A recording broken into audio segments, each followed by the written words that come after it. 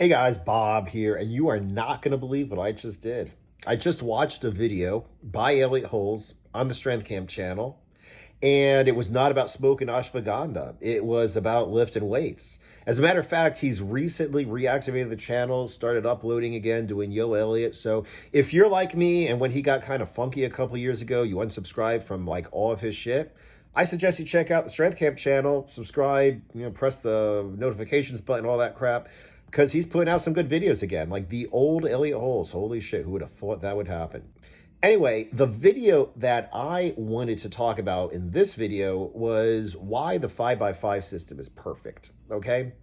And, before you think that I'm like, was it V-Shred stealing, Athlean X's shit and like, doing his content or something, it just so happens that like Elliot Holes, the 5x5 system is the first workout program that I use that was really effective. It is also the workout program that I still use to this day. I keep coming back to. I've experimented with it, changed it, modified it, made it my own, and it's what I teach my clients, and it's what I teach in the Raw Strength and Muscle Weighted Calisthenics program. It's the one that I teach in the Raw Strength and Muscle Brotherhood. Okay, so it's like, I believe, the perfect system as well. And I want to talk about my reason why, okay? And my reason is different from Elliot's, okay? The reason why I think it's the perfect system is because it manages intensity and volume. Now, if you know anything about my workouts, the most important thing for me with the workouts, also with nutrition and stuff too, but especially with the workout program, is recovery. Anybody could go ahead and beat themselves into the ground using, some workout and, kill themselves and then never recover, and never be able to move again. Okay. The point is to tear yourself down so that when you come back into the gym, you're stronger than you were last time. And if you don't have this recovery, if all you do is beat yourself down, you're going to be coming back, weaker, and you're going to be actually losing strength, and you're going to be actually be injuring yourself at some point. Okay, so recovery is very important. And with a 5x5 system, for those who don't know what it is, there are several variations, but it basically comes down to doing 5 sets of 5 reps of one exercise, okay? But the way that I teach it to beginners is I teach you to do a total of 5 sets of 5 reps, and every time you reach a milestone, that new milestone becomes a new warm-up set, okay? So what you end up doing is you do from the beginning until the end, you do 5 sets of 5 reps. But as you get stronger, as the intensity goes up, you do fewer and fewer heavy sets and you do more and more warm-up sets. So a milestone is, for the average person, the average man, the milestone is going to be a 45-pound plate, okay? So let's say you start off doing trap bar deadlifts with one plate on each side of the bar. Most trap bars weigh 50 pounds, not 45. So it's probably, more like 140 than 135 pounds. But, it's one plate and you do 5 sets of 5 reps. Now, yeah, that's like, quote, your 5 rep max so far. Okay. It's a new exercise probably for you. Your tendons, ligaments, muscles, joints all have to get used to the weight, all have to get used to the exercise. But I mean, come on, it's 135 pounds. I mean, even if you were like the stereotypical 135-pound weakling from the old, Charles Atlas cartoons who gets sand kicked on his face by the bully when he's at the beach with his girlfriend, I mean, it's still just your body weight, okay? For a deadlift, that's not a lot of weight. So you're lifting like your max, you're lifting like 5 sets with your max, but it's not a lot of weight. Okay, in the grand scheme of things, 135 pounds is not a lot. So, assuming that you survive that first workout, and you're not like overly sore and you're okay, you start to add weight to the last 4 sets. Okay, and there are a couple different ways that I teach you to do this. Okay, depending upon how easy it was, you can add weight slowly or a little bit more quickly, but you slowly add more weight. So now instead of doing 5 sets with one weight, you do 5 reps with one plate, and then you do 4 sets with a heavier weight.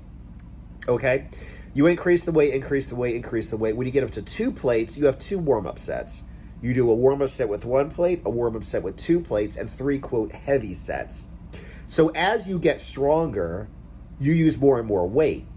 But as you get stronger, you use more and more weight for fewer and fewer sets.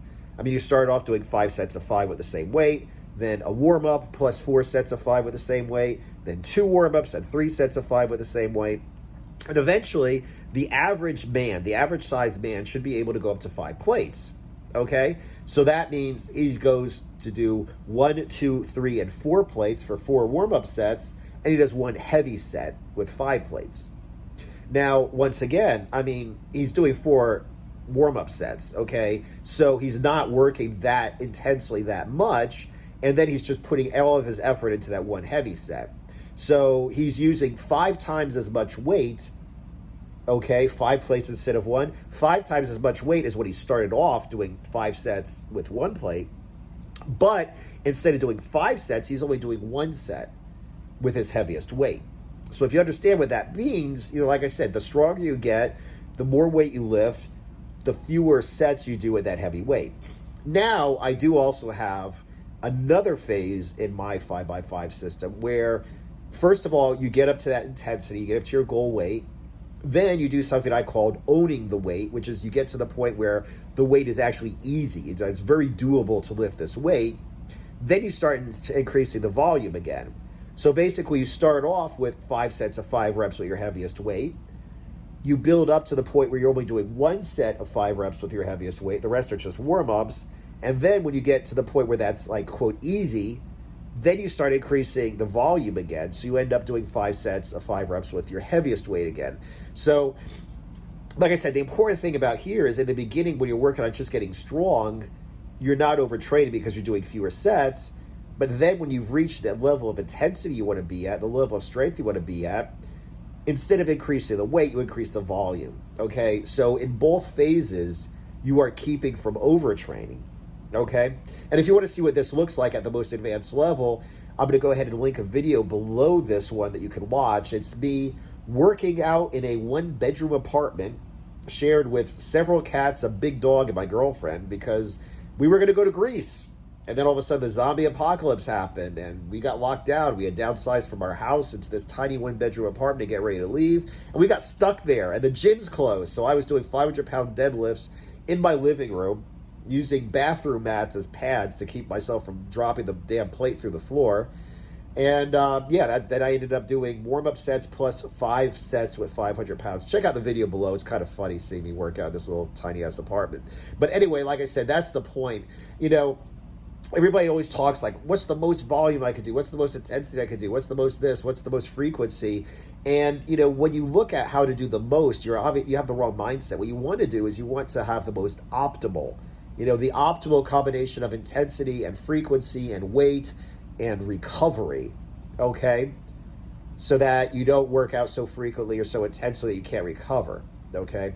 You need the stimulus by lifting heavy weights. You need the stimulus by the frequency at which you lift the heavy weights.